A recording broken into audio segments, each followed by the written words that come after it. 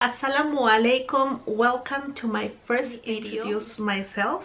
My name is Fatima. I'm a Latina Muslima converted or reverted to Islam. अस्सलामु अलैकुम। मेरे YouTube channel की पहली वीडियो पर खुश आमदीद। सबसे पहले आपसे दरख्वास्त कि मेरे चैनल को सब्सक्राइब कर लीजिए। मैं आप लोगों को अपना तारुफ करवा दूं कि मैं एक लातीनी परिवर्तित मुसलमान हूं और मेरा नाम फातिमा है। मैंने हाल ही में इस्लाम कबूल किया है। मेरा ताल्लुक़ पीरू से है और मैं अमरीका में रह रही हूँ। आज की वीडियो में मैं आपको बताऊंगी कि मैंने क्यों इस्लाम कबूल किया। मैं पीरू में पैदा हुई और वहीं पल बढ़ कर जवान हुई। मैंने अपनी जूनियर और हाई स्कूल की बुनियादी तालीम भी वहीं पीरू में ही हासिल की है। फिर हम लोग अमरीका आ गए और यहाँ आकर मैंने कॉलेज में एडमिशन लिया। यहाँ कॉलेज में मैंने एंथ्रोपोलॉजी की क्लासेस लेनी शुरू की, जो कि सोशियोलॉजी की ही एक छोटी शाख है। इस क्लास में हम मुख्तलिफ़ कल्चर्स को स्टडी करते हैं और माशरों में पैदा होने वाले मसाइल पर फोकस करते हैं। इस सब्जेक्ट में आपको दुनिया भर में मुख्तलिफ़ माशरों के कल्चर के बारे में जानकारी मिलती है। इसके अलावा आपको उस कल्चर की अच्छाइयों और बुराइयों के बारे में भी आगाह किया जाता है। बिलाशुबा माशरती कल्चर्स की तालीम का एक हिस्सा मज़हब भी है। इस तरह आप मुख्तलिफ़ ख़ित्तों के मज़ाहिब के बारे में भी जानकारी लेते हैं। इस तरह मैंने एंथ्रोपोलॉजी की क्लासेस के दौरान इस्लाम का भी मुतालिया किया। मैंने मिडिल ईस्ट के ममालिक में इस्लामिक कल्चर्स को पढ़ा।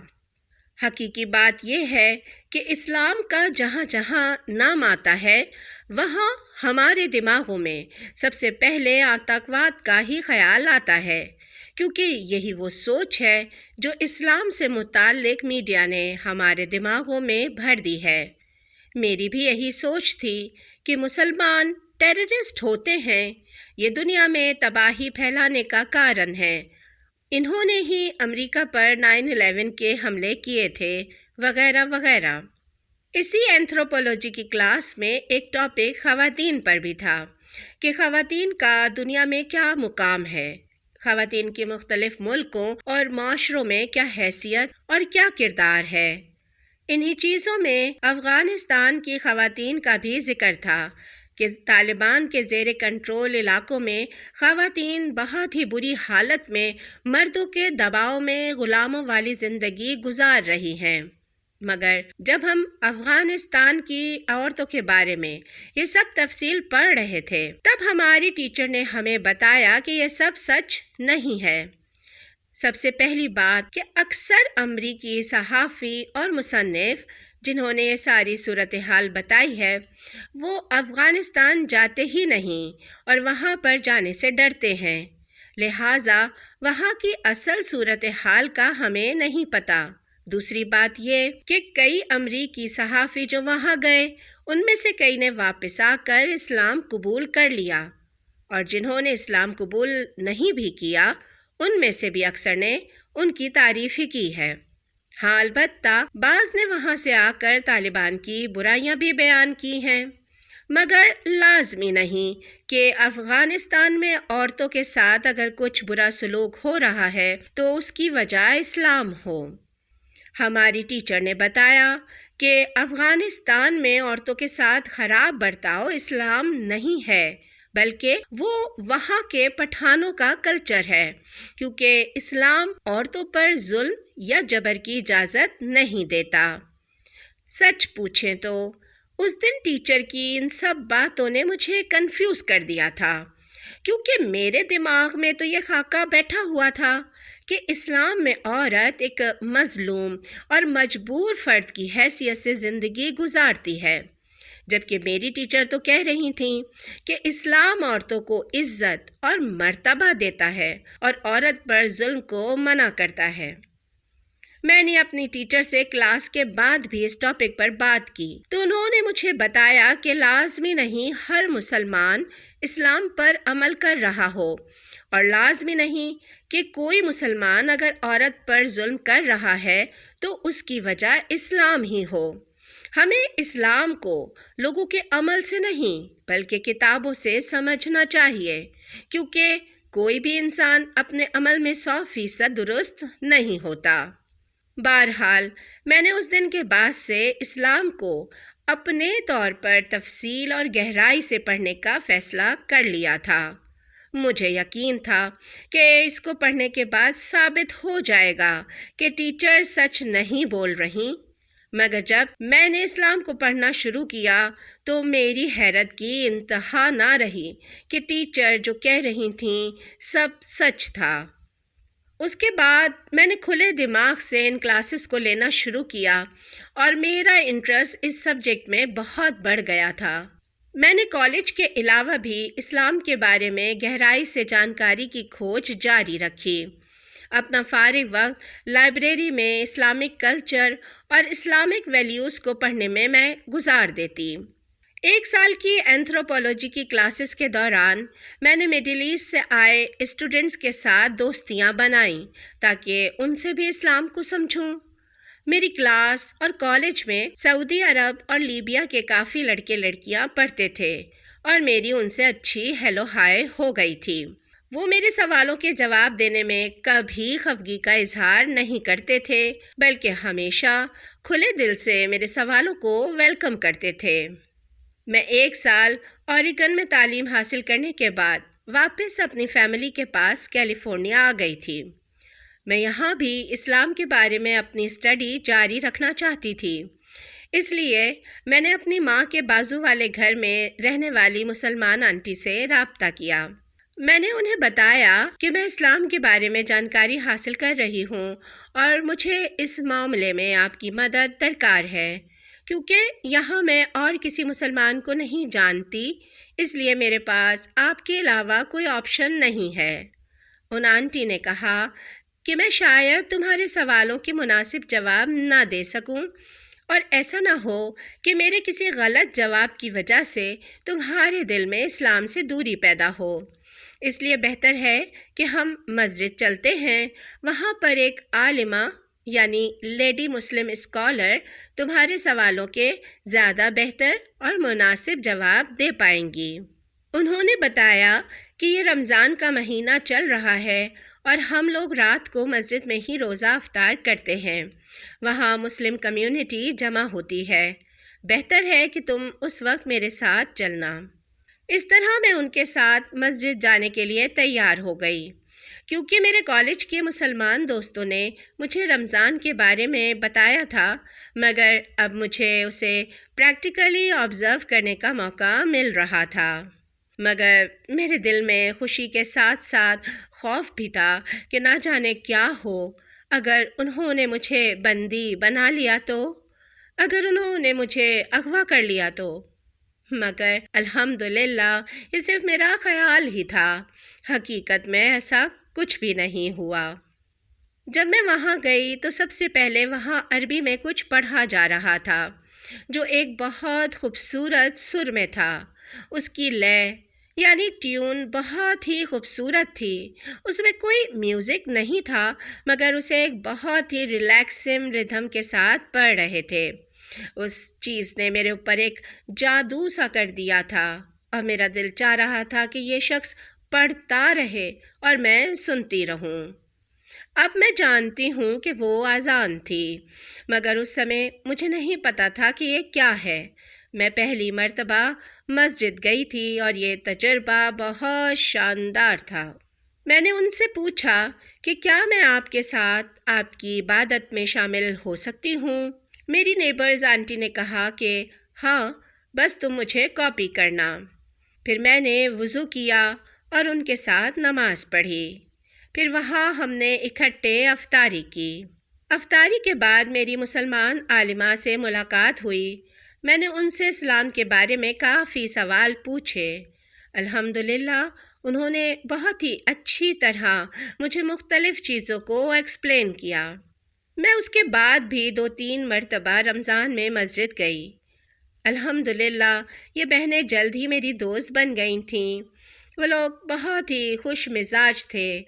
1-2 ملاقاتوں سے ہی ایسے لگ رہا تھا کہ جیسے ہم کافی سالوں پرانے دوست ہیں۔ ان لوگوں کے مزاج میں بہت گرم جوشی تھی۔ میں نے دیکھا کہ مسلمان عورتیں بالکل بھی دباؤ میں نہیں تھیں۔ ان میں سے کئی لڑکیاں جاب کر رہی تھیں، وہ یہاں کھل کر ہنستی بولتی تھیں۔ ان کے مرد مسجد کے مردوں والے حصے میں بچے سنبھالتے تھے تاکہ وہ اپنا وقت آزادی سے انجوائے کر سکیں۔ وہ بہت خوش اور مطمئن تھیں۔ ان کو دیکھ کر پتہ چل رہا تھا کہ ان کی زندگی میں مکمل آزادی ہے اور وہ اپنی زندگی سے مطمئن ہیں۔ ان کا اطمینان، ان کی خوشی ان کے چہروں سے چھلک رہی تھی۔ تیسرے دن جب میں مسجد گئی تو واپسی پر میں نے آنٹی سے پوچھا کہ کیا ہم کل بھی اسی ٹائم پر آئیں گے؟ انہوں نے کہا کہ نہیں، آج آخری روزہ تھا اور کل عید ہے۔ کل ہم عید کی نماز کے لیے صبح تڑکے سب لوگ یہاں جمع ہوں گے اور عید کی نماز پڑھیں گے۔ اگر تم بھی آنا چاہو تو صبح ہمارے ساتھ عید یہاں مسجد میں سیلیبریٹ کرنا۔ مجھے اسلام کو پڑھتے اور ریسرچ کرتے لگ بھگ 1.5 سال ہو چکا تھا اور میں اس نتیجے پر پہنچی تھی کہ اسلام میری ذہنی سوچ سے 100% ہم آہنگ دین ہے۔ اسلام کے نظریات خدا، مذہب اور انسان کے بارے میں بالکل وہی ہیں جیسا کہ میری سوچ تھی۔ دوسرے لفظوں میں بولیں تو میں اسلام سے 100% مطمئن ہو چکی تھی۔ الحمدللہ عیسائیت میں بھی میں ایک خدا کی عبادت کے تصور کو فالو کر رہی تھی۔ میں جس ابراہیم، موسیٰ اور عیسیٰ علیہ السلام کے خدا کو بچپن سے فالو کرتی آئی تھی، اسلام میں بھی اسی خدا کی عبادت کا حکم دیا گیا تھا۔ اسلام کی سب سے خوبصورت بات یہ تھی کہ اسلام میں خدا کا تصور بالکل واضح تھا۔ اسلام میں انبیاء کرام کا مرتبہ، ان کی ڈیوٹی اور ان کا مقام بالکل واضح اور خدا سے بالکل الگ تھا۔ اسلام میں خدا اور نبی کے تصور کو گڈمڈ نہیں کیا گیا تھا، میرے اپنے مذہب عیسائیت کی طرح، کیونکہ کرسچینٹی میں یہ بات کبھی سمجھ ہی نہیں پائی تھی کہ حضرت عیسیٰ انسان ہیں یا خدا۔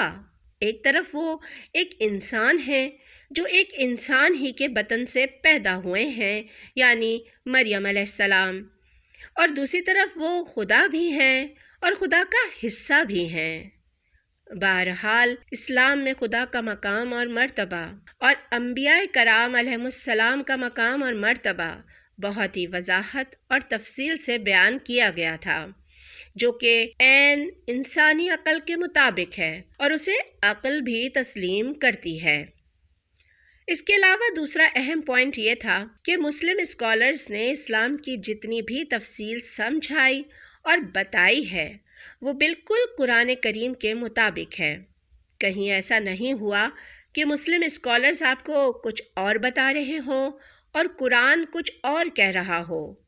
یہاں سارے مسلمانوں میں ایک سادہ سے اصول کو فالو کیا جاتا ہے کہ اگر کسی اسکالر کی کوئی بات قرآن کے خلاف یا برعکس ہو تو ہر کوئی قرآن کو ہی فالو کرے گا، نہ کہ اسکالر کو۔ اسی طرح کسی مسجد یا کسی گروہ کو قرآن اور اسلام کی بنیادی تعلیمات کو تبدیل کرنے کی اتھارٹی یا اجازت نہیں دی گئی، جبکہ اس کے برعکس میرے پرانے مذہب میں بائبل کی تعلیمات اور چرچ کی تعلیمات میں زمین و آسمان کا فرق ہے۔ بائبل میں جیسس نے کہیں دعویٰ نہیں کیا کہ میں خدا ہوں یا خدا کا پارٹ ہوں یا خدا کا بیٹا ہوں، جبکہ چرچ کی بنیاد ہی اس بات پر ہے کہ حضرت عیسیٰ علیہ السلام خدا کے بیٹے بھی ہیں اور خدا والی ساری طاقتیں بھی رکھتے ہیں۔